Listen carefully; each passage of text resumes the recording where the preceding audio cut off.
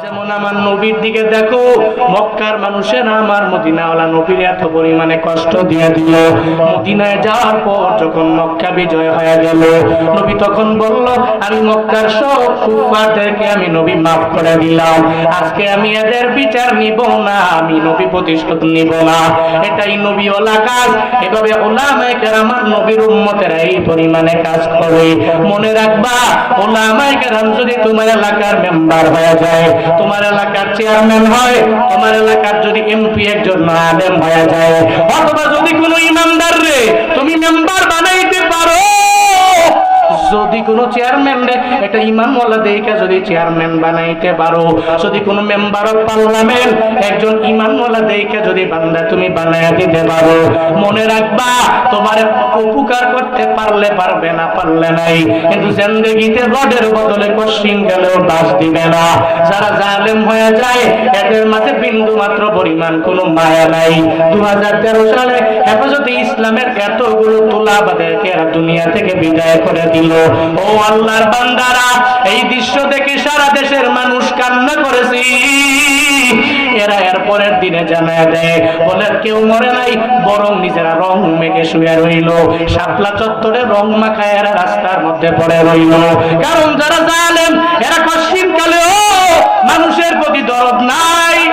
বান্দারা যারা জালেম হয়ে যায়, এরা শহীদ আবু সাঈদ রে মারতে পারে, একবার মারার পরে ওই জায়গা থেকে গুলিটাকে সরাইয়া দিতে পারে না, ওই বুলেটটাকে এরা সরাইয়া দিতে পারে না। কারণ এদের ভিতরে তো আমার মাওলার ভয় নাই। একটা ছোট্ট কন্যা সন্তানের বাবাকেও পর্যন্ত দুনিয়া থেকে বিদায় করে দিতে এরা দ্বিধা করে না। একটা আলেমকে জেলখানার মধ্যে বন্দি করতে এরা দ্বিধা করে না। যারা জালেম হয়ে যায় এদের মাঝে বিন্দু মাত্র পরিমাণ কোনো মায়াও পাওয়া যায় না।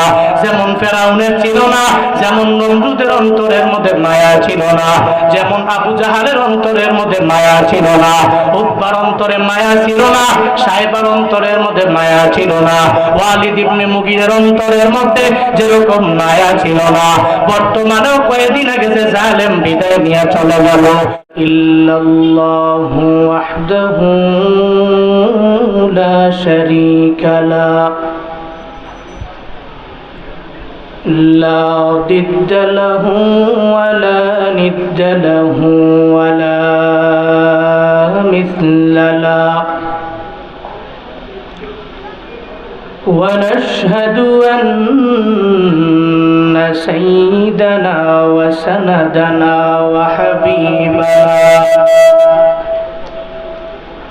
وحبيب ربنا وطبيبنا وطبيب قلوبنا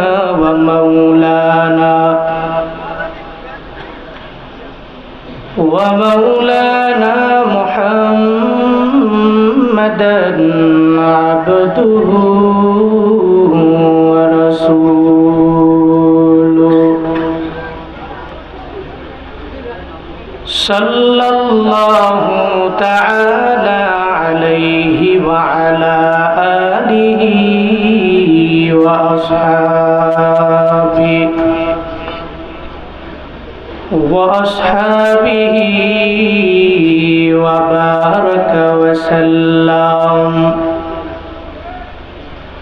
وبارك وسلم تسليما كثيرا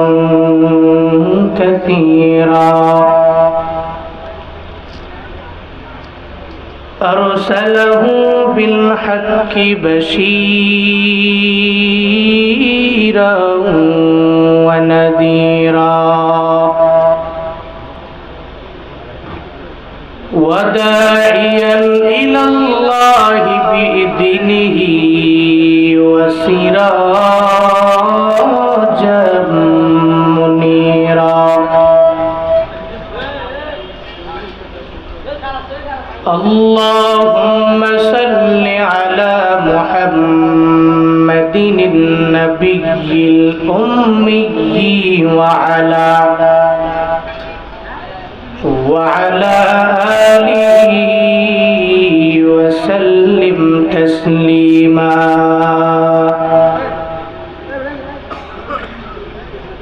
وبارك بعد فأعوذ بالله من الشيطان الرجيم بسم الله الرحمن الرحيم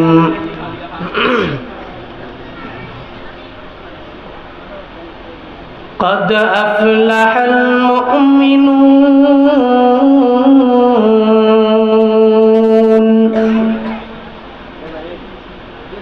الذين هم في صلاتهم خاشعون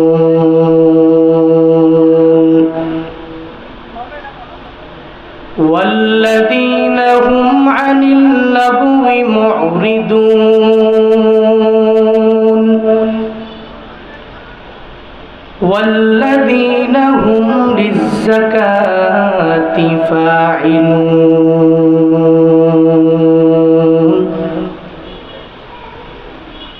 والذين هم لفروجهم حافظون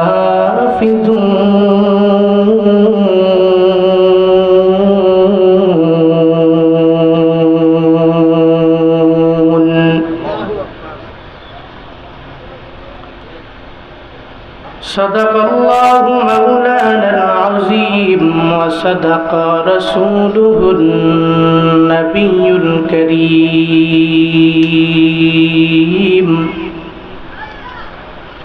ونحن على ذلك لمن الشاهدين والشاكرين والذاكرين والحمد لله رب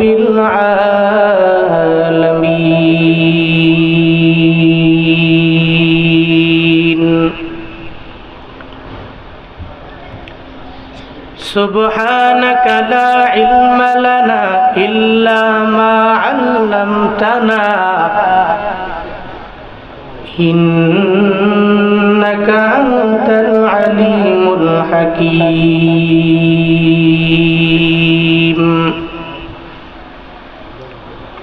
رب اشرح لي صدري ويسر لي أمري واحلل عقدة من لساني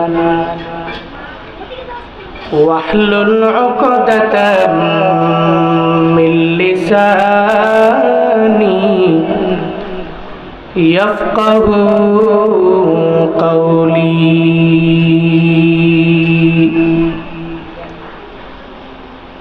ربي زدني علما ربي زدني علما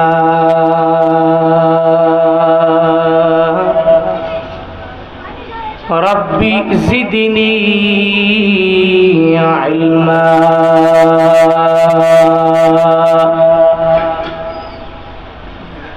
ربي يسر ولا تعسر وتمم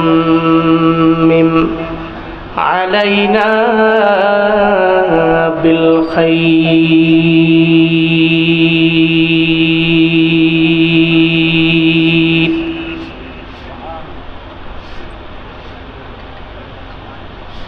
मैं दूर हूँ मजबूर हूँ ऐ सैयद आलम मैं दूर हूँ मजबूर हूँ ऐ सैयद आलम दीदार दिखाते नहीं आवाज सुना दो दीदार दिखाते नहीं आवाज सुना दो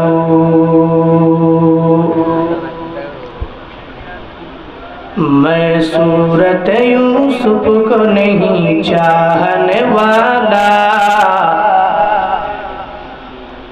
मैं सूरत यूसुफ को नहीं चाहने वाला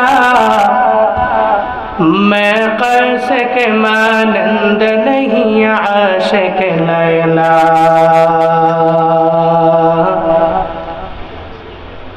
मैं कैस के मानंद नहीं आशिक लैला,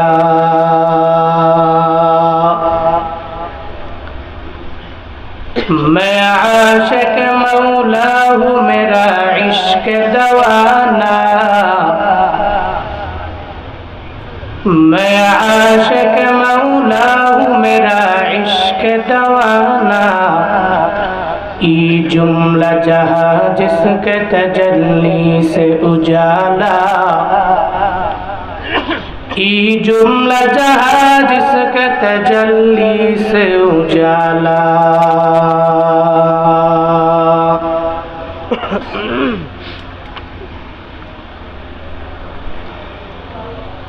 চেহরিয়া দৌলতপুর তালিমুল কোরআন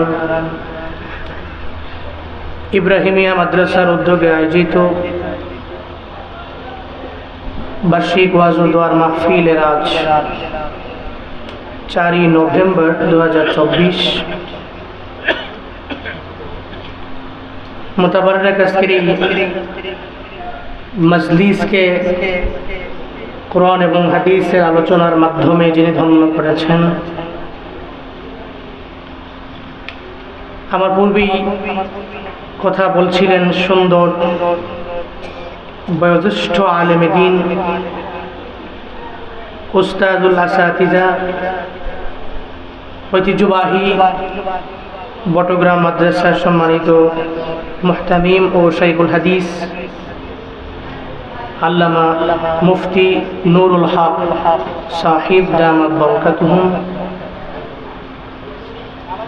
আজকের এই মাহফিলে কথা বলেছেন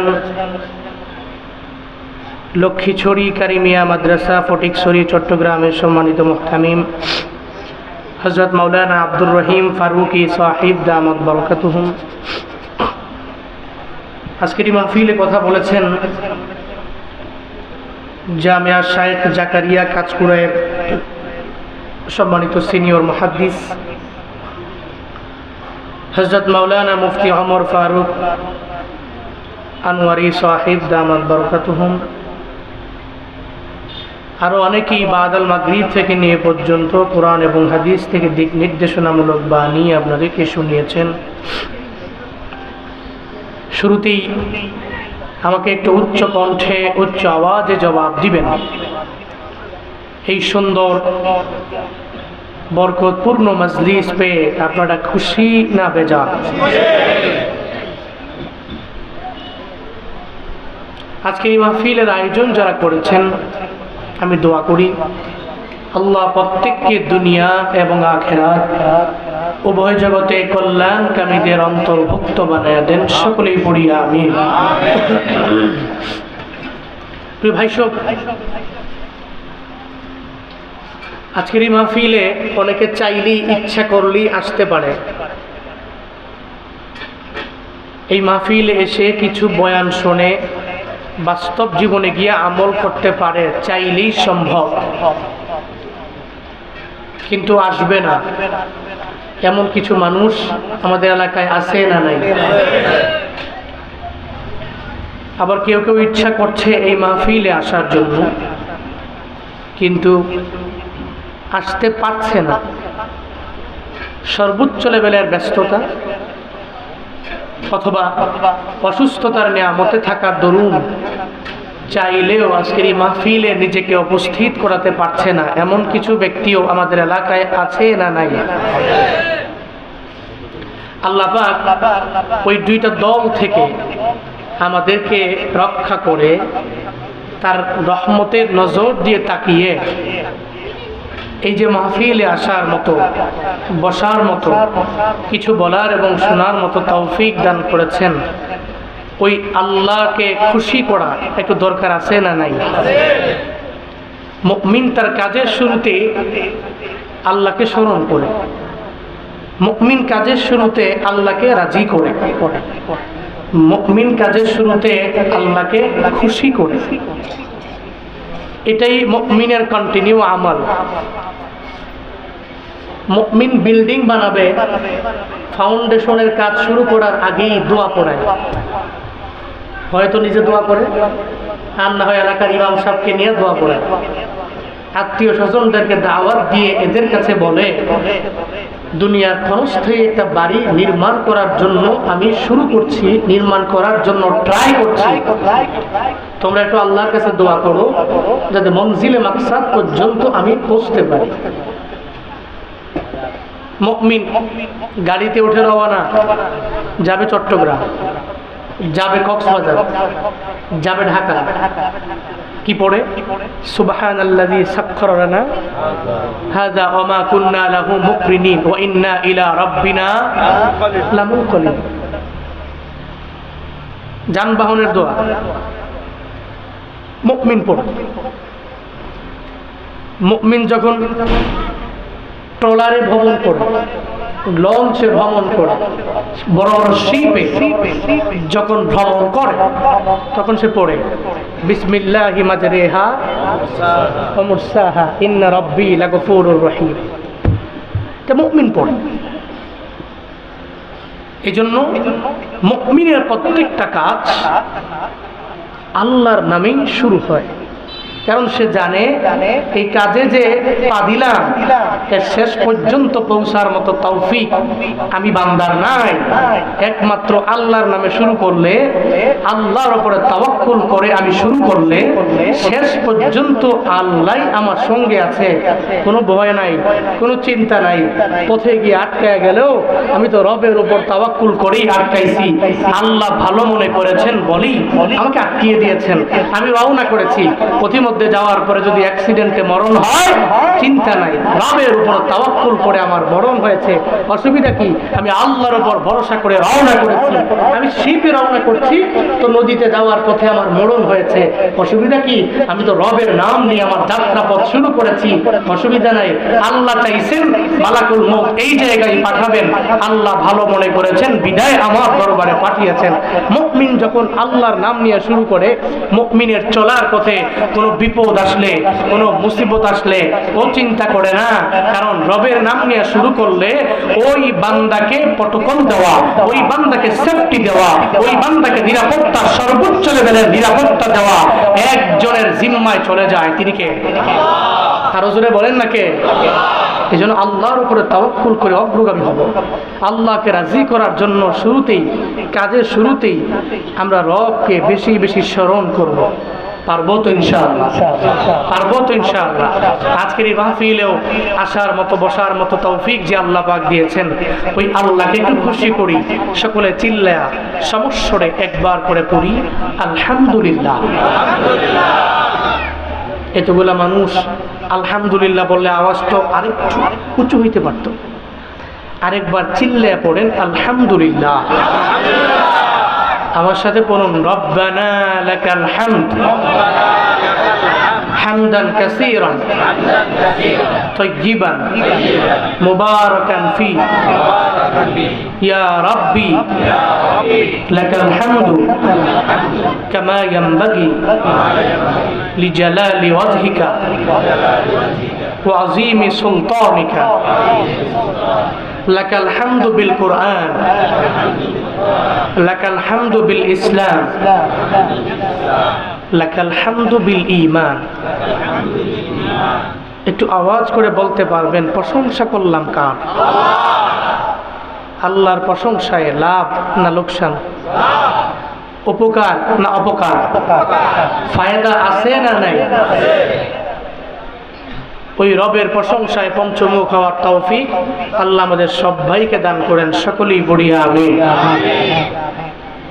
সম্মানিত হাজির, আপনারা যখন একটু তাসবিহগুলো পড়বেন একটু জোরে পড়বেন।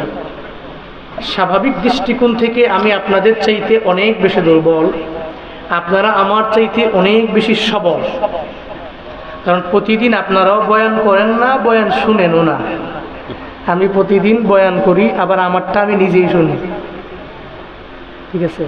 তাহলে বাস্তবতার নিরিখে আমার চাইতে আপনারা বেশি সবল, আমি আপনাদের চাইতে দুর্বল। এখন সাউন্ড কি দুর্বলের বেশি হবে না সবলের বেশি হবে? বলেন না, বলেন না। দুর্বলের সাউন্ড বেশি হয় না সবলের? তাহলে সবল ব্যক্তিরা চিল্লায় একবার করে পড়েন সুবহানাল্লাহ, আরেকবার জোরে করে পড়েন আলহামদুলিল্লাহ, আরেকবার চিল্লায়া পড়েন আল্লাহু আকবার। গুনাহ হয়েছে? কষ্ট হয়েছে? ডান কাদের ফেরেশতা আপনি বলতে দেরি আপনার আমল নামায় 10টা করে 30টা নেকি লিখতে দেরি করে নাই। গত 2 দিন ধরে আমি ঠান্ডায় ভুগতেছি। স্টেজে ওঠার আগেও আমি ওষুধ খাইছি।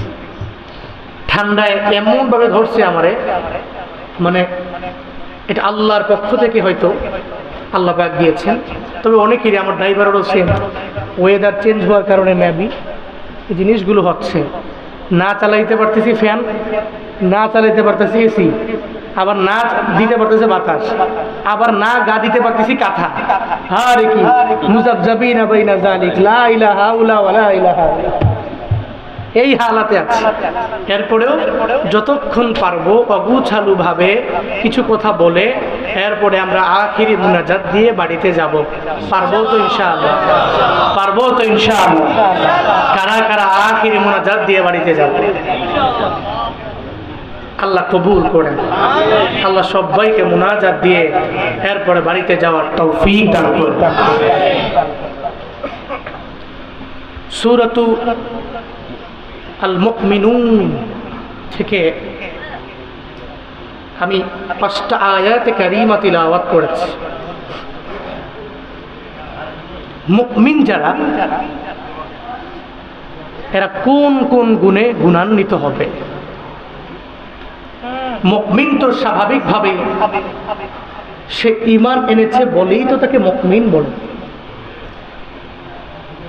মুমিন যে ব্যক্তির ঈমান আছে ওই ব্যক্তি মুমিন।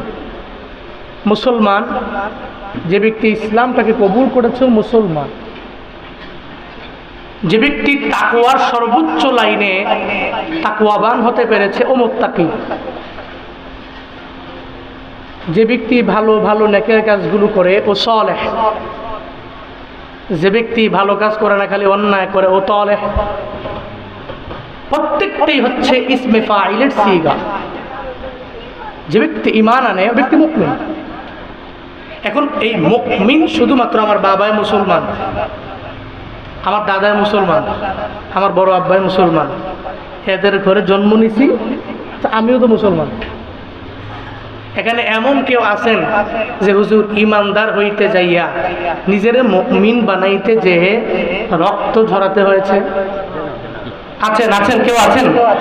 কেউ থাকলে থাকবেন, যাওয়ার সময় আপনার কাছ থেকে দোয়া নিব।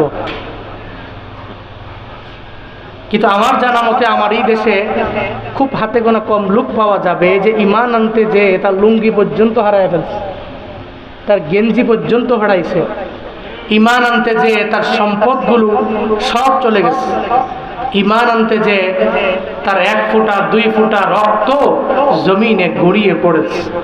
এমন ইমানদার নেই তো। প্রত্যেকেই আমরা মুসলমান। আব্বা আম্মার ঘরে আইছি, এরা মুসলমান।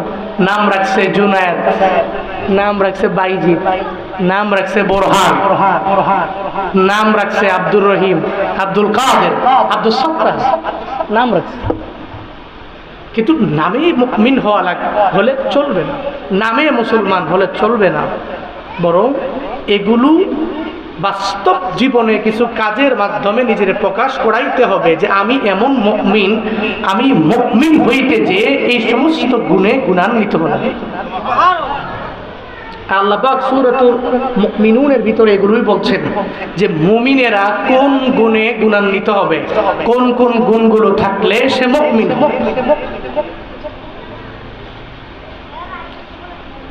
কোন ব্যক্তি যদি গুণে গুণান্বিত হয়ে মুমিন হয় তাহলে সে আবার সফল কাম। এই ঘোষণা জুনায়েদ আল হাবিবের না কার? আরো জোরে বলেন না কার? আর একটু আওয়াজ করে বলেন না কার? قد أفلح المؤمنون الذين هم في صلاتهم خاشعون।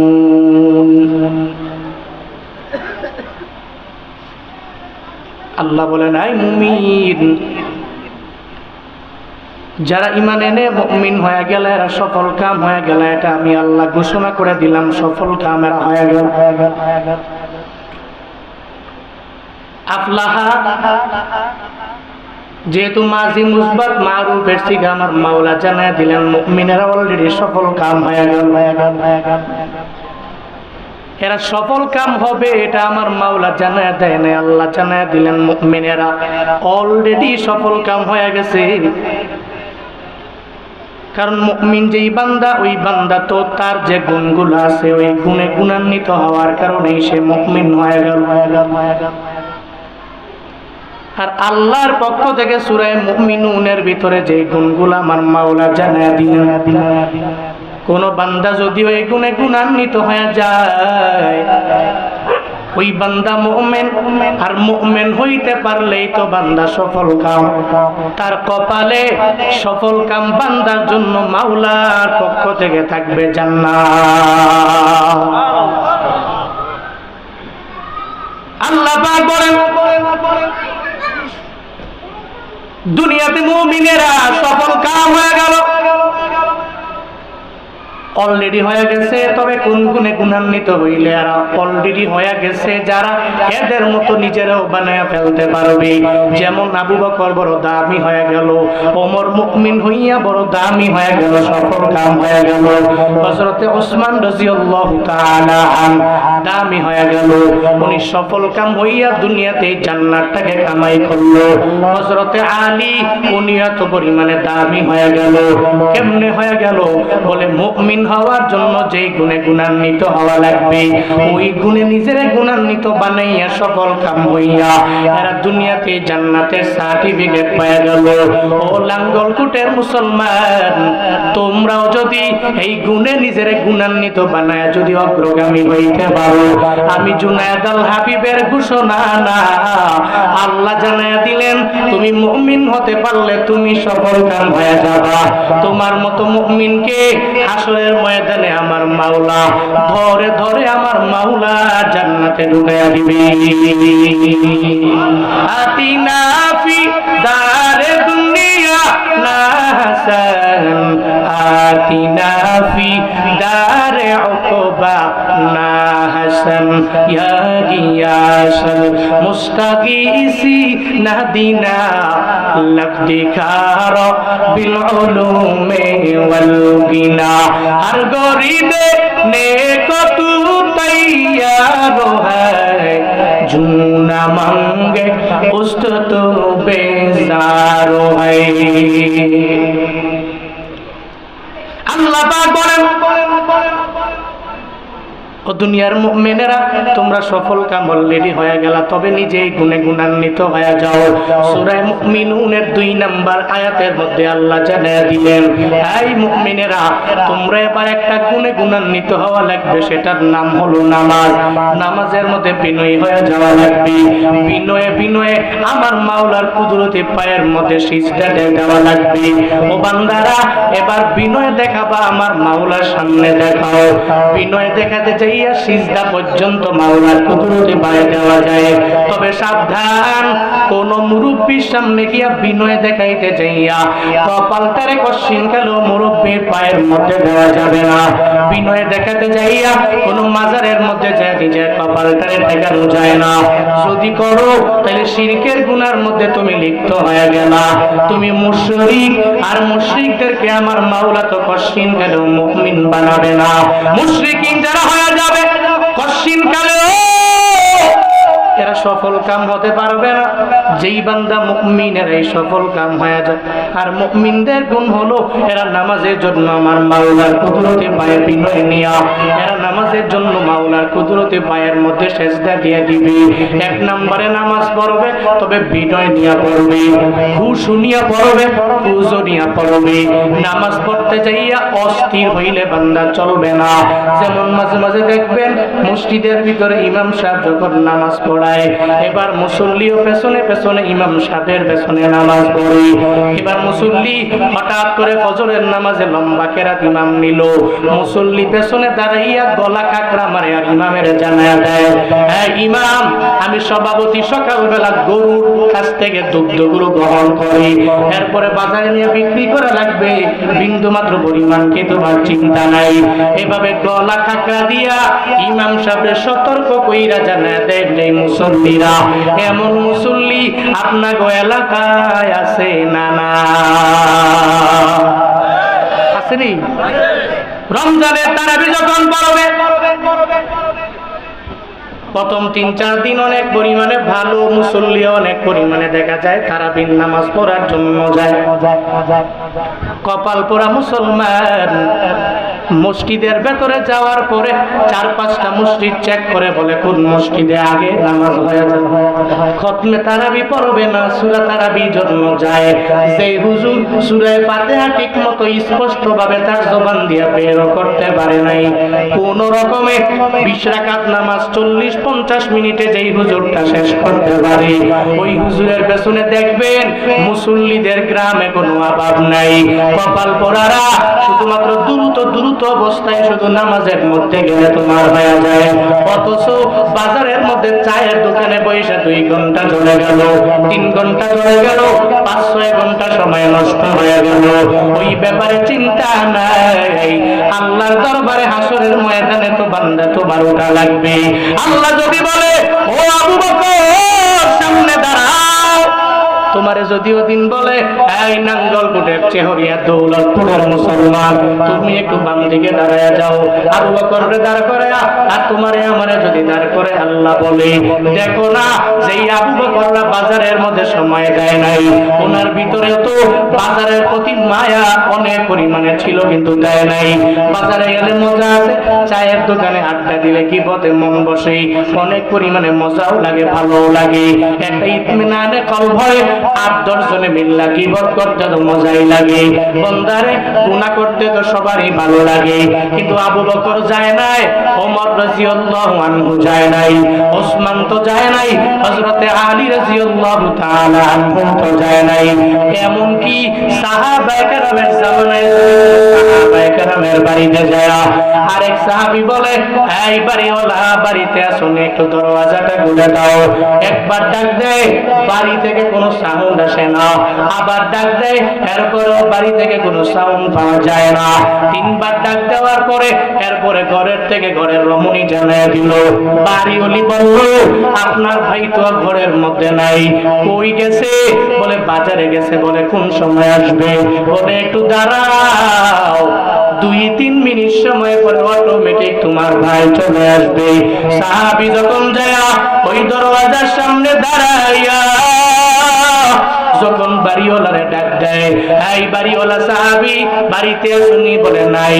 গেছে কই? বলে মসজিদের মধ্যে গেছে। কখন আসবে?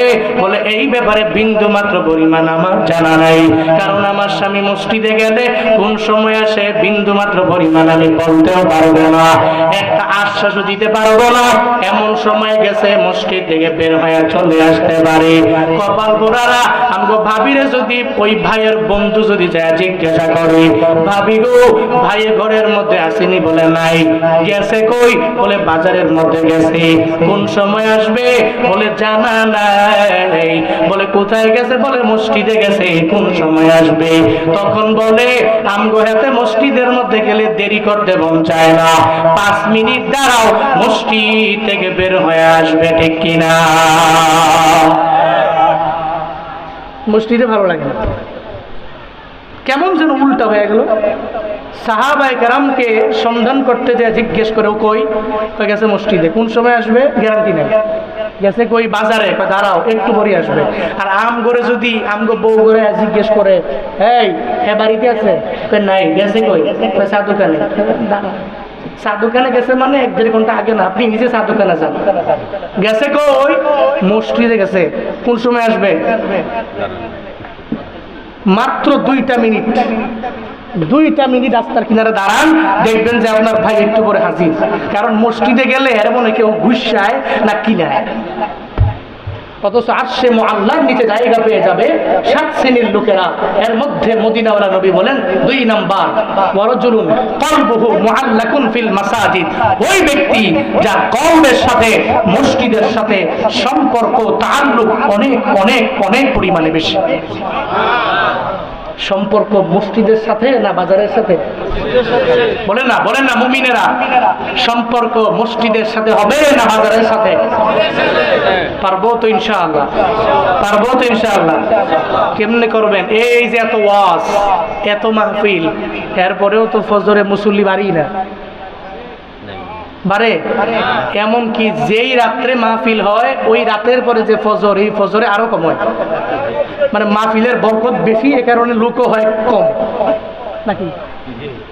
মানে এত বরকত, গতকালকে ফজরে যা হয়েছে আজকে হিসাবে মাহফিল শুই না গিয়া প্রত্যেকে ফজরের নামাজ পড়ার কথা ছিল বেশি, মুসল্লির সংখ্যাও হওয়ার কথা ছিল বেশি, কিন্তু কপাল পোড়া এই রাতেই ফজরে দেখবেন মুসল্লি কালকের তুলনায় আরো কম। তাহলে ফায়দাটা কই? বলেন না, কই ফায়দা? ফজরে মুসল্লি নেই। গত বছর আমি নাম বললে চিনবেন, ওই এলাকার নামও আপনারা চিনেন, প্রসিদ্ধ এলাকা এদেশে। আমি যাচ্ছি ওই এলাকা দিয়ে, মাগরিবের নামাজ পড়বো, গাড়ি ব্রেক করলাম, ভিতরে ঢুকলাম, মাগরিব। আমি দেশে যেই জায়গায় মাগরিব পড়েছি, আপনার দোয়ায় তো আমার মনে হয় যে 50-60টা জেলায় আমি মাগরিব পড়ছি, হয়ে যাবে মাগরিব পড়ছি, স্বাভাবিক ব্যাপার। মাগরিবে স্বাভাবিকভাবে মুসল্লি আসরের তুলনায় একটু বেশি হয় না কম হয়? বলেন, বেশি হয় না কম হয়? বেশি হয়।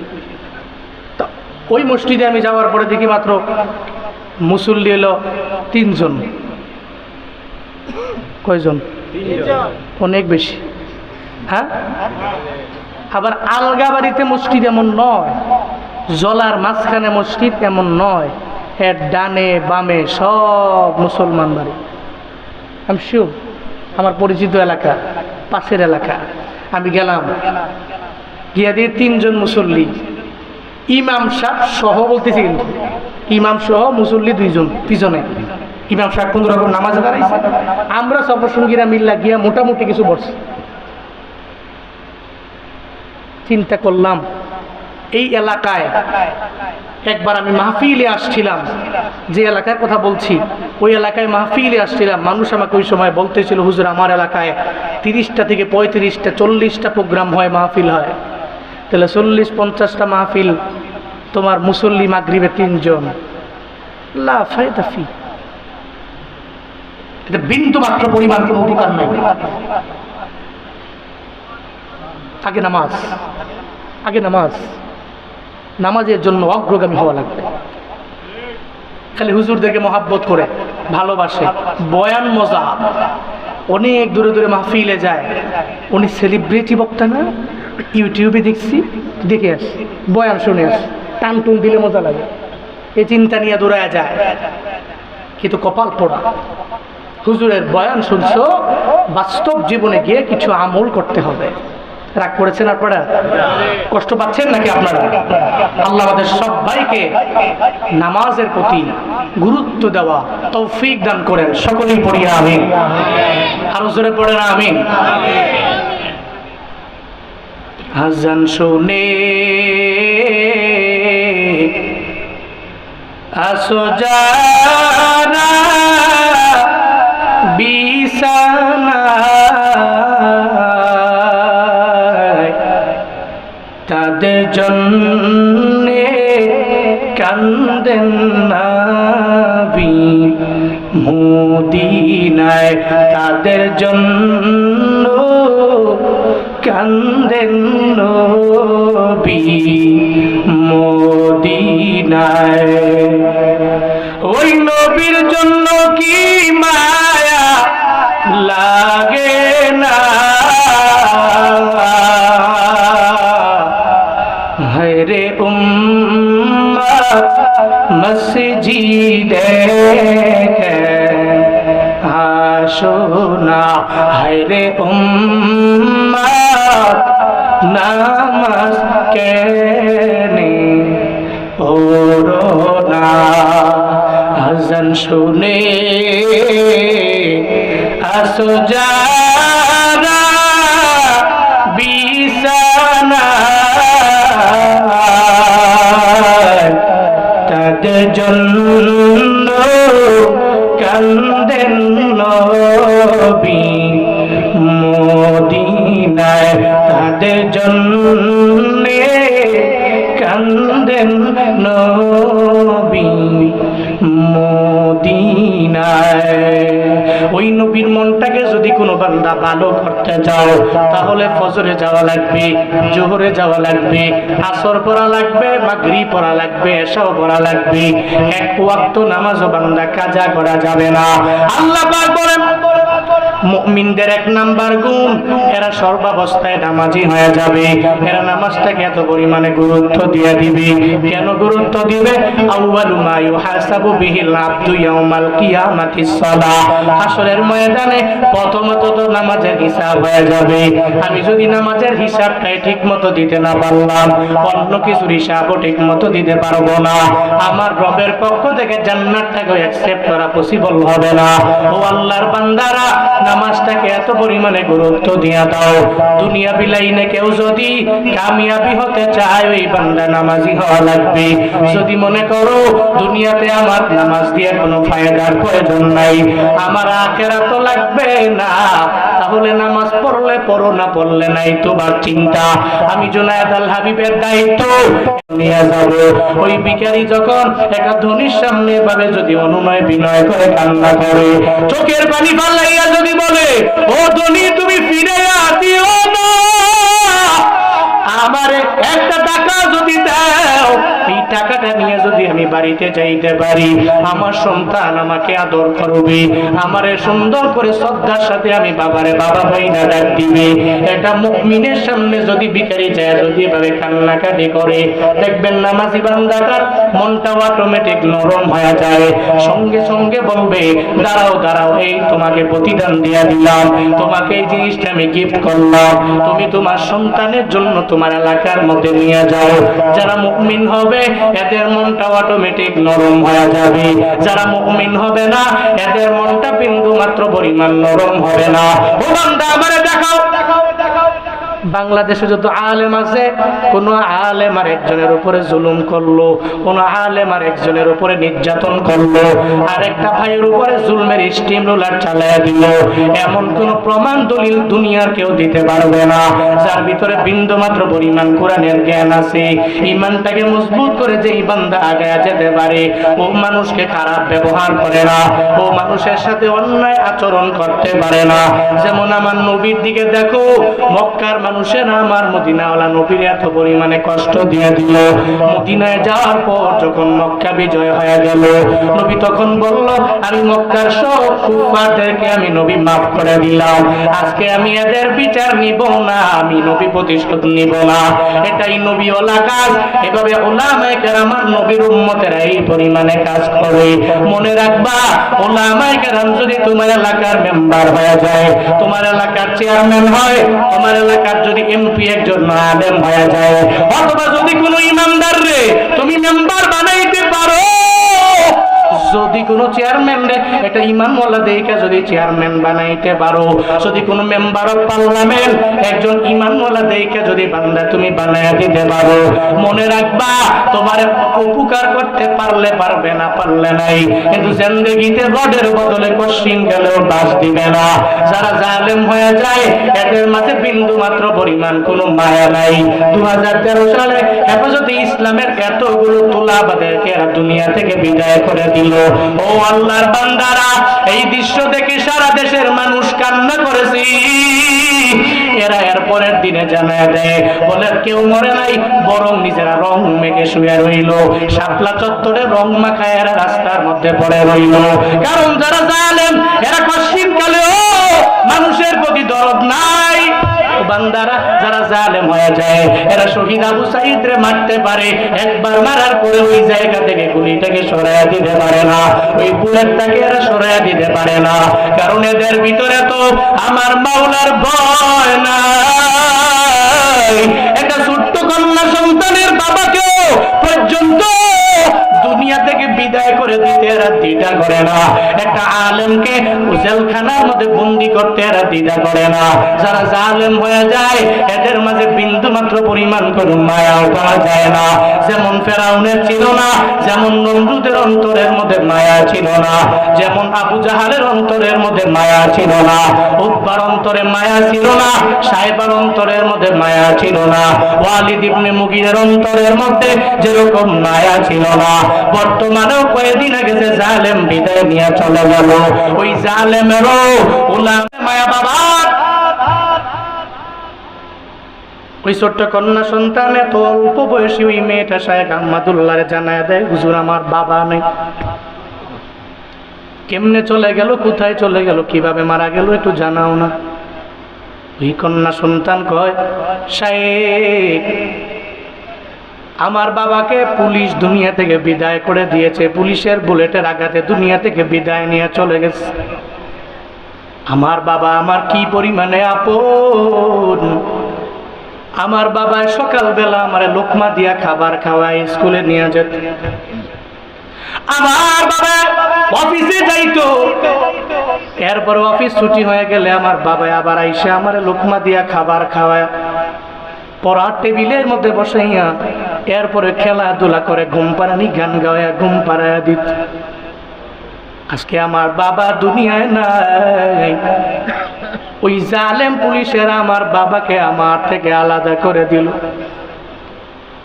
ও নাঙ্গলকোটের মুসলমান, এই টেহরিয়া দৌলতপুরের মুসলমানেরা, আমি মাঝে মাঝে ভাবি আল্লাহ কেন জালেমকে দুনিয়া থেকে এত পরিমাণে বিদায় করে যাদের নাম নেওয়ার মতো কেউ থাকে না। মাজলুম যখন চোখের পানি ফালায় আমার মাওলার দরবারে আবদার জানায়, আল্লাহ আমার বাবাকে আমার থেকে যে আলাদা করে দিয়েছে, তুমি তারে দুনিয়ায় রাখবা না, বিদায় করে দিবা, তার সম্মান নষ্ট করে দিবা, দুনিয়ায় তার বিচার তুমি দেখাও। কত মায়ের কান্না, আবু সাইদ শহীদ আবু সাইদের মায়ের কান্না তোমরা দেখছো মিডিয়ায়।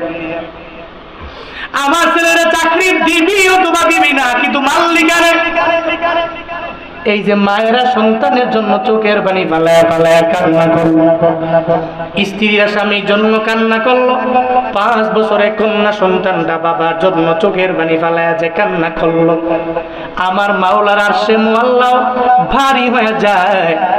আরশে মুআল্লা যখন কম্পনে প্রকম্পিত হয়ে যায় রে বাপ, তখন তো আমার মাওলা কয়, রে জালেম এতদিন ছাড় দিলাম, এখন ধরলাম, এখন একটারেও হারিকেন দিয়া খুঁজে পাওয়া যাবে না। আল্লাহর মায়ের হলো দুনিয়ার মায়ের। আল্লাহ কয়, এই সমস্ত মজলুম ব্যক্তিরা যখন আমি মাওলার দরবারে দোয়া করে দোয়া কবুল হয়ে যায়, আমি রবের আরশে মুআল্লা পর্যন্ত কম্পিত হয়ে যায়। সাবধান, জালেমেরা জুলুম করতে পারবে না। আমার দেশের ইন ফিউচারের লিডারেরা জীবনে মনে রাখবেন, মানুষের উপর জুলুম করা যাবে না, নির্যাতন করা যাবে না। আপনাকে মানুষ হাজারো শ্রদ্ধার সাথে নাম নিয়ে নিবে, একটু চিন্তা করবেন বালিশের সঙ্গে মাথাটা লাগায়া। আল্লামা সাইদ দুনিয়া থেকে বিদায় নিল, এই সাইদ এই জগতের ইয়াং ছেলেরা কোনদিন দেখে নাই।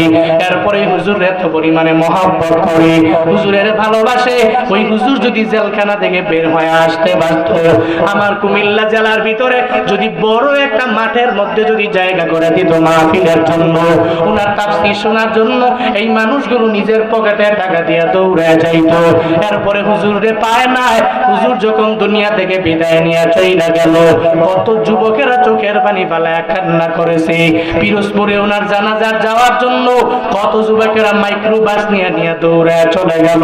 আল্লামা আহমদ শফি হাটহাজারীর জমিনে যখন জানাজা দেওয়া হবে, এই মানুষগুলো দৌড়ে কেন যায়? জুনায়েদ বাবুনগরী দুনিয়া থেকে বিদায় নিয়ে চলে গেল, মানুষগুলো বাসে করে করে নিজের টাকা খরচ করে ওনার জানাজায় কেন যায় রে বাবা? এরা জীবনটাকে এমন ভাবে গঠন কইরা নিল, এদের মরণের পরেও মানুষ এদের ভুলে নাই। এদের নাম নিলে চোখের পানি ফালায়া ফালায়া কান্না করে। ও ইন ফিউচারের আমার দেশের লিডারেরা, আমি আবদার করি জীবনে কোনোদিন জালেম হবা না, নিজের জুলুম করে করে অত্যাচারীদের কাতার মধ্যে যদি নামটা উঠায় দাও, ইন ফিউচারেও তোমরাও যদি দুর্নীতি করতে করতে করতে যদি অস্থির করে ফেলো, আমার দেশে কয়েকটা গোটা আন্দোলনকারী ছাত্রদের মাধ্যমে যেরকম জালেমকে বিদায় করে দেওয়া হলো, তোমাদের দুনিয়া থেকে বিদায় নিয়ে চলে গেল। এরা যাওয়ার পরেও মানুষের জন্য কান্না কইরা মসজিদের ভিতরে দোয়া কেন করায়? এরা তো এদেরকে এসে টাকা দিয়া যায় নয়, বাড়ি কইরা দিয়া যায় নয়, একটা গাড়িও কিনে দিয়া যায় নাই। কেন রে? বলে আমার আল্লাহর জন্য ঈশাকে আমি ভালোবাসলাম, উনি দুনিয়া থেকে বিদায় নিয়ে নিল, এখন কেন আমি তার জন্য একটু রবের দরবারে দোয়া করতে পারবো না? এমন জীবন করিও গঠন, মরিলে হাসিবে তুমি, কাঁদিবে তোমার জন্য ভুবন। এমন জীবন করিও না গঠন, মরিলে কাঁদিবে তুমি, হাসবে তোমার জন্য ভুবন। এমন জীবন গঠন করিও না তোমার মরণের পরে মানুষ ইন্নালিল্লাহ পড়বে না, সব এক যুগে আলহামদুলিল্লাহ পড়বে। এই জালেমেরা এমন জীবন গঠন করা যাবে না। কি বলতেছিলাম? যারা ইমানদার হয়ে যায় এদের দিলটা আমার মাওলা নরম কইরা দেয়, আবার যারা জালেম হয়ে যায় এদের দিলটা বিন্দু মাত্র পরিমাণ নরম হয় না। ওই কুলি বলে ভিখারি, আয় আয় আয়, আমার খচ্চরের পিছনে সঙ্গে করে লইয়া তোরে নিয়ে আমি বাজারে চলে যাব, তোরে বাজার পর্যন্ত আমি লিফট দিয়ে দিব। সঙ্গে করে ভিখারিকে লইয়া একটু দূর যাওয়ার পরে যখন থেকে দ্বিমুখী একটা রাস্তা যখন সামনে চলে আসলো, এর মানে এই দুইটা রাস্তা দিয়েই বাজারের মধ্যে যাওয়া যায়। ওই বাজারে যাইতে গেলে দুইটা রাস্তাই ব্যবহার করা যাবে। এক রাস্তা দিয়ে সব মানুষ যায়, আর এক রাস্তা দিয়ে বেশি মানুষ যায় না। আপনাদের এলাকায় কেউ যদি ঢাকা থেকে আসে 14 গ্রাম দিয়ে ঢুকতে পারবে, অথবা লালমাই লাকসাম দিয়ে ঢুকতে পারবে, অসুবিধা হবে না। ঠিক একই জায়গার মধ্যে আসতে পারবে। 10 কিলোমিটারের ব্যবধান, হয়তো একটু সময়ের ব্যবধান হয়ে যাবে। তবে ওই এলাকার ভিতরে এক দুইটা রাস্তা যখন কুলিয়ার ভিখারির সামনে পড়ে গেল, একটা রাস্তা দিয়ে সব মানুষ যায়, আর একটা রাস্তা দিয়ে মানুষেরা চলাফেরা করে না, কিন্তু শর্ট টাইমে ওই রাস্তা দিয়ে বাজারের মধ্যে যাওয়া যায়। ভিখারি ডেকে বলে, হাই কুলি, কোন রাস্তা দিয়া তুমি যাবা? বলে যে রাস্তা দিয়া সব মানুষেরা যায়, ওই রাস্তা দিয়ে আমি চলে যাব। আমি প্রতিদিন এই রাস্তা দিয়ে আমার গন্তব্যে যাওয়ার জন্য আমি রওনা হই। তুমি যতই বলো অন্য কোনো রোডের মধ্যে যাওয়া যাবে না। ভিখারি ডেকে বলে, কুলি রে, আমার কি তোমার বিশ্বাস হয় না? আমি ভিখারি মানুষ, আমার কথাটা একটু শুই না। দেখো, আজকে যেই রাস্তা দিয়ে জনমানুষেরা যায় ওই রাস্তায় যাওয়ার দরকার নাই। আজকে আমার দেখানো রাস্তা দিয়ে চলো, এই রাস্তা দিয়ে যদি যাইতে পারো তোমার খচ্চরটা ঘাসও খাইতে পারবে, তার পেটটাও পরিপূর্ণ ভরে যাবে, আবার তোমার সফরটাও অনেক পরিমাণে সহজ হয়ে যাবে। ইমানদারের মনটা বড় নরম। ভিখারি তো আমারে খারাপ বুদ্ধি দিবে না। এজন্য নবীজি বলছেন, মুমিন যদিও প্রথমবার ধোঁকা খায়া গর্তে পড়ে, দ্বিতীয়বার জীবনে কোনোদিন কোনো ধোঁকা খায়া গর্তে পড়ে লা ইউলতাকুল মুমিন মিন হুজরিন ওয়াহিদিন মাররাতাইন। এক গর্তে মুমিন দুবার দংশিত হতে পারে, কিন্তু প্রথমবার মুমিনকে মুনাফিক ধোঁকা দিতে পারে। চিন্তা করে, হ্যাঁ রে, ভিখারি আমারে বলছে প্রতিদিন এই রুটে যায়, ঠিক আছে, যেহেতু সে বলছে আজকে এই রুটেই যাই, আবার খচ্চরের পেটেও ক্ষুধা, সে ঘাসও খাওয়া হয়ে গেল, আমার সফরটাও পরিপূর্ণ হয়ে যাবে। দুইজনে রওনা। পথিমধ্যে যাওয়ার পরে রাস্তা যখন পথিমধ্যে হারায় গেল, দেখে বিশাল একটা জঙ্গলের মধ্যে যখন দুইজনে হারায় যায়, কুলি জানা দেয়, ভিখারি রে, এখন কই যামু, কোন দিকে যামু, রাস্তা দেখাও না। সঙ্গে সঙ্গে ভিখারি লাফ দিয়ে খচ্চর থেকে নেমে যায়। খচ্চর থেকে নাইমা এবার লাফ দিয়া নিজের গেঞ্জিটারে কইলা ভিতর থেকে একটা খঞ্জর বের কর। এই কুলি দাঁড়াও, আজকে দুনিয়া থেকে তোমারে পরিপূর্ণ বিদায় করে দিব, আমারে চিনতে পারো না। আমি ভিখারি না, আমি ভিখারি বেশ ধরলাম, বড় আমি ডাকাত। আপনার এলাকাও আশেপাশে এমন লোকের অভাব নেই, যেই লোকেরা আপনারে মারার জন্য বারবার ফোন দিয়া, যদিও আপনারে কয় বন্ধু চলো না তোমার সঙ্গে আমি অমুক জায়গায় যাব, অমুক জায়গায় চলো, মাঝে মাঝে দেখবেন বন্ধু বন্ধুর এত পরিমাণে শত্রু হয়ে যায়, তখন বন্ধু বন্ধুরে পরিচয় দেয় না আমি তোর দুশমন। এবার বন্ধু একজনে আর একজনকে, এর চাইতে বেশি ক্ষতি করলো ইসলামের আব্দুল্লাহ ইবনে উবাই, ঠিক কিনা? যুগে যুগে এরকম মুনাফিকরা ছিল যারা ইসলামে আমার আপনার এত পরিমাণে ক্ষতি করলো, এরা উপর দিয়া ফিটফাট, ভিতরে ভিতরে কি সদরঘাট, তাই না? উপর দিয়া ফিটফাট, এরা ভিতরে ভিতরে সদরঘাট। উপর দিয়ে দেখতে মনে হয় নারী, তার চলন বাঁকা, দেখতে মনে হয় এর মতো ভালো মানুষ আর কেউ হবে না, কিন্তু আসলে ওটা ভালো না। এবার কুলি জানা দিল ভিখারি, তুমি না ভিখারি ছিলা, তুমি ডাকাতের বেশে বুঝি আমার কাছ থেকে লিভ নেওয়ার জন্য খচ্চরের মধ্যে উঠলা, বলে হা হা আমি তোমার সঙ্গেই আসলাম, এখন যা আছে সব তুমি আমাকে দিয়ে দাও, তোমার কাছ থেকে সব নিয়ে যাব, আবার তোমাকে দুনিয়া থেকেও বিদায় করে দেওয়া হবে, তোমাকে দুনিয়ার মধ্যে বাঁচিয়ে রাখবো না। সঙ্গে সঙ্গে জানা দেয় এই ভিখারি, ডাকাতরে এতক্ষণ পর্যন্ত যারে আমি ভিখারি জানলাম, তুমি ডাকাতির বেশে আমাকে মারার জন্য খঞ্জর বের করলা, তোমার তো উদ্দেশ্য হলো আমার কাছ থেকে সব টাকা পয়সাগুলো নিয়ে যাওয়া, ধরো ধরো এই টাকা পয়সাগুলো দিয়ে দিলাম, এমনকি আমার খচ্চরটা পর্যন্ত তুমি চাইলে আমি তোমারে দিয়ে দিব, আমারে মাইরো না, কারণ আমাকে মারলে আমার সন্তানেরা আমাকে বাবা বাবা বাবা বলে চিৎকার মারবে, আমার মা বাবা আমার জন্য কান্না করবে, আমি আমার ঘরের মধ্যে একা একা আমার জীবিকা নির্বাহ করি, আমারে মাইরো না, বরং আমার সম্পদগুলো নিয়ে যাইতে পারো, আমারে জানে ফিরে দিতে পারো, আমি তোমার নাম বাজারের মধ্যে গিয়ে আমি কারো দরবারে বলবো না, অসুবিধা নাই, তুমি আমারে ছেড়ে দিতে পারো।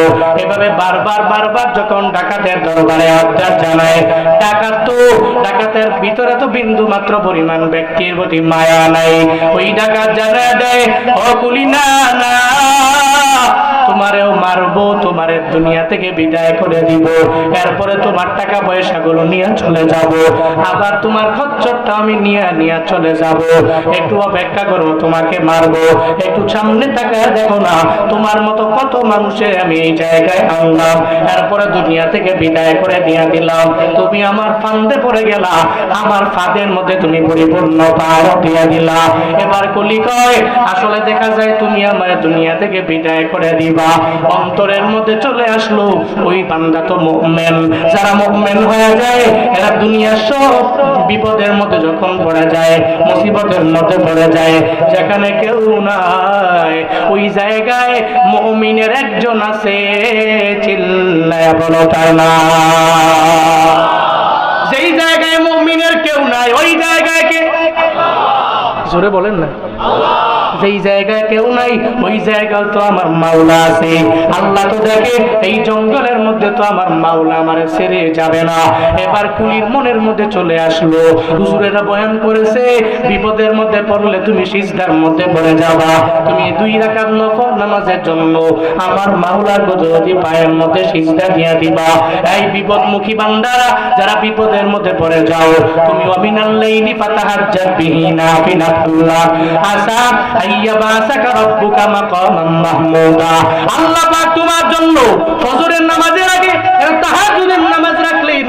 ওই তাহাজ্জুদের নামাজের জন্য বান্দা তুমি মুসল্লায় দাঁড়ায় যাও, 2 রাকাত নামাজ পড়ো, 4 রাকাত 6 রাকাত নামাজ যদি আদায় করে আল্লাহকে বলতে পারো, ও দয়ার মালিক আমাকে তুমি বড় একটা বিপদের মধ্যে ফেলে দিলা, আল্লাহ গো এই বিপদ থেকে তুমি চাইলেই তো আমারে মুক্ত করে দিতে পারো। বন্দারে ওই নামাজের মুসল্লায় দাঁড়ায় গেলে আল্লাহ তোমার প্রতি রাজি হয়ে যাবে। বড় বড় বিপদ থেকে আমার আল্লাহই তো তোমারে বাঁচিয়ে দিতে পারে। এই যুবকেরা বিপদে পড়লে, ডিপ্রেশনে পড়ে গেলে শুধুমাত্র ফেসবুকে আর টিকটকে বন্ধুদেরকে জানানোর দরকার নাই। তোমরা ডিপ্রেশনে পড়লে খালি ফেসবুকের মধ্যে একটার পরে একটা পোস্ট দাও, এরপরে ইমোতে স্টোরি দাও, এরপরে হোয়াটসঅ্যাপে স্টোরি দাও, এরপরে ইনস্টার ভিতরে স্টোরি দাও, ফেসবুকের মধ্যে স্টোরি দাও, আর তুমি সবাইরে জানাও এই বন্ধুরা 5 বছর বুঝলাই গেল আর এক জায়গায় বিয়ে হয়ে গেছে। এখন সকালেও খাইতে মন চায় না, দুপুরেও মন চায় না, রাতেও মন চায় না, ডিপ্রেশনে পইরা খালি ফেসবুকে খালি পোস্ট মারে, ওরে সুবহানাল্লাহ, এমন হয় লেখক আর কবি হয়ে গেছে। আছে না নাই? আমি কিন্তু ওল্ড মডেলের বক্তা নই, আমি তোমাদের আপডেট মডেলের বক্তা হই। হ্যাঁ, এই জগৎ আমি চিনি, এই জগৎ আমি জানি। ফেসবুকে আমার সাথে আমার অনেক ইয়াং বন্ধু আছে, দেখি মাঝে মাঝে কিরে সমানে খালি ডিপ্রেশনের পোস্ট করে, খালি স্টোরি দেয়। আমি তারা জিজ্ঞেস করলাম, ভাই বেটা এগুলো বাদ দিয়ে ভালো কিছু শেয়ার করতে পারো না? ইনি কি শেয়ার করতেছ? বন্ধু কইও না, কি ঝামেলায় পড়ে গেছি, এক মাইয়ার ফান্দে বইয়া জীবন শেষ। জীবনে কোনোদিন সফল হতে হলে বিয়ার আগে প্রেম কইরো না, বিপদে পড়বা, বিপদে পড়বা। রিয়েল ভাবে যেটা হুকুম দিয়েছেন আল্লাহ, তুমি রিয়েল ভাবে সত্যিকার অর্থে বিয়ে করো, এটাতেই বরকত, এটাতেই তোমার সুন্দর চলাফেরা, এটাতেই তোমার পুরো জিন্দেগিটা অন্যরকম হবে। কিন্তু বিয়ের আগে যাই করো সব বুং বাং আউল ফাউল, এতে বিন্দু মাত্র বরকত নাই, এতে বিন্দু মাত্র পরিমাণ হয়তো সাময়িক লেভেলের তোমার হয়তো ভালো লাগা কাজ করতে পারে, কিন্তু ইসমুহুমা আকবারু মিন নাফইহিমা, ওই যে বিড়ি সিগারেটের মতো গাঞ্জার মতো এগুলা যতই একটু মজা লাগে, কিন্তু মজা লাগলেও পরে তোমার অনেক পরিমাণে ক্ষতি বয়ে আনতে পারে। আল্লাহ আমাদের প্রত্যেকটা যুবক ভাইকে হেফাজত করেন, আরো জোরে পড়েন আমিন। আল্লাহ এই যুবকদেরকে ইসলামের জন্য, কোরআনের জন্য কবুল করেন, আরো জোরে পড়েন আমিন। আল্লাহ চেহরিয়া দৌলতপুরের প্রত্যেকটা যুবককে ওমর বিন খাত্তাব, ওমর ফারুক আযম রাদিয়াল্লাহু তাআলা আনহুর মতো যুবক বানায় দেন। সঙ্গে সঙ্গে 2 রাকাত নামাজ আমি পড়ব, কুলি কয়, কুলির ভিতরে নামাজের ব্যাপারে এই এতটুকু গুরুত্ব তার আছে এবং এতটুকু আশা আছে, আমি বিপদে পড়লে দুনিয়ার কেউ আমার পাশে নাই, একজন আছেন, তিনি কে? সঙ্গে সঙ্গে কয়, দাঁড়াও, আমাকে তো মারবাই, দুনিয়া থেকে বিদায় করে দিবা, তাহলে 2 রাকাত নামাজ আমারে পড়ার সুযোগ দাও। কয় রাকাত? এবার ডাকাতে হাসে, তোমার মতো কত নামাজি দেখছি, কত নামাজি আমার খঞ্জর থেকে একটাও বাঁচতে পারে নাই। কত নামাজি আছে দেখবেন তারা নামাজ পড়ে না, নিজে তো পড়েই না, আরেকজনে পড়ে, এর কুটুক্তি করে, এ কি নামাজি, ঠিক কিনা? স্কুলে পড়ে, কলেজে পড়ে, কি সুন্দর শার্ট, স্কুল ড্রেস, এই জন্য শার্টটা স্কুলেই পড়ে, এসেই পাঞ্জাবি পরে, সুন্দর করে দাড়িটাকে লম্বা করে নামাজ পড়ে, দেখতে মনে হয় খুব ভালো। এমন কিছু ছেলে পেলে স্কুল কলেজে নাই? দেখবেন এগুলাতে দেখলে আবার স্কুলের ভিতরেই কিছু তার ক্লাসমেট আছে, কই তুই কি শিবির করস? ঠিক কিনা? কই তুই কি জঙ্গি টঙ্গি যোগ দিলি নাকি, তুই দাঁড়িয়ে রাখতেছ? দেখতে হস না আমরা বন্ধুরা একটা দাঁড়িয়ে রাখি না, তোর দেখলে তো মনে হয় যে বুড়ো হয়ে গেছো গা। নিজে তো রাখেই না, আরেকজনে রাখে, তাকে নিয়ে কটূক্তি করে। সমাজে এমন কিছু নিকৃষ্ট মুসলমান আছে না নাই? আল্লাহ এই ভাইদেরকে হেদায়েত দান করেন। নিজে পড়ে না, আরেকজনে পড়লে কটূক্তি করে। ডাকাত জানায় দেয়, কুলি রে 2 রাকাত নামাজ তোরে আমার খঞ্জর থেকে বাঁচাইতে পারবে না, তবে এরপরেও সুযোগ দিয়া দিলাম, 2 রাকাত নামাজের জন্য সুযোগ দিয়া দিলাম, তুই পড়ে নিতে পারো। ওই কুলি আমার মাওলার সাথে সম্পর্ক লাগায়া দিল 2 রাকাত নামাজ পড়ার জন্য। যখন সঙ্গে সঙ্গে নামাজে দাঁড়ায় গেল, নামাজে দাঁড়ানোর পরে সূরা ফাতিহা যখন পড়া শেষ হয়ে গেল, কোন সূরা মনে আসে না। এবার কুলির মনের মধ্যে চলে আসলো একটা আয়াত, আম্মাই ইউজিবুল মুস্তার, আম্মাই ইউজিবুল মুস্তার। আমার আল্লাহ পাকের কুরআনুল কারীমের একটা আয়াতের অংশ যখন মনে পড়ে গেল, এটার অর্থ হলো ও বিপদে পড়নেওয়ালা বান্দার ডাকে সাড়া দেনেওয়ালা আল্লাহ। যেই বান্দা বিপদে পড়ে যায়, তুমিও তো ওই বান্দার বিপদের মধ্যে সাড়া দিয়া দাও। ওই কুলি নামাজে দাঁড়ায়া যখন বারবার আমার আল্লাহরে ডাক দেয়, হে মালিক আমারে বিপদ থেকে তুমি বাঁচাইয়া দিতে পারো। এই বিপদ থেকে কেউ আমারে বাঁচাইতে পারে না, আমার মাও পারে না, আমার বাবাও পারে না, আমার সন্তানেরও এখানে নাই, কেউ জানে না। এই ডাকাত সে ভিখারির বেশ ধরে আমাকে দুনিয়া থেকে বিদায় করে দেওয়ার জন্য সে এখানে আসলো। আম্মাই ইউজিবুল মুস্তার, এটা যখন বারবার বলে, আর আল্লাহকে যখন ওই কুলি যখন আমার মাওলারে ডাক দেয়, বান্দা যখন বিপদে পড়ে 2 রাকাত নামাজের মধ্যে দাঁড়ায় যায়, আমার মাওলাও বান্দার প্রতি এত পরিমাণে রাজি হয়ে গেল। আল্লাহ পাক বলে, ও জিবরাইল রে, যা যা, আমার বান্দা বিপদে পইরা মুসিবতের মধ্যে পইরা 2 রাকাত নামাজ পড়তে যে আমি আল্লাহকে ভুলে যায় নাই, আমি আল্লাহকে ডাকছি রে, আমি আল্লাহকে জানায়া দিছে আম্মাই ইউজিবুল মুস্তার, বিপদে পড়নেওয়ালা বান্দার বিপদ থেকে